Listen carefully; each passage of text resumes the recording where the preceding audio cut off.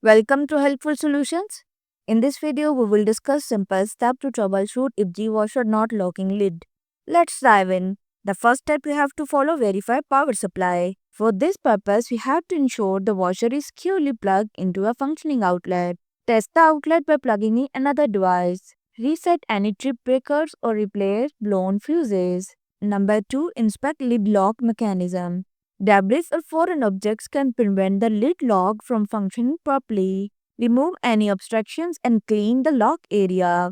If the lock mechanism is damaged, it will need to be replaced. Number 3. Assess lid strike. The lid strike must align correctly with the lock mechanism to function properly. If misaligned, adjust its position. Replace the lid strike if it is broken or worn. Number 4. Check lid hinges. Worn or damaged hinges can prevent the lid from closing properly, affecting the lock mechanism. Replace damaged hinges. Lubricate stiff hinges to ensure smooth operation. Number 5. Test lid switch. The lid switch detects whether the lid is closed and signals the washer to lock. If no clicking sound is heard, the switch may be faulty. Use a multimeter to test continuity and replace the switch if necessary. Number 6. Inspect control board. The control board governs the lid lock function.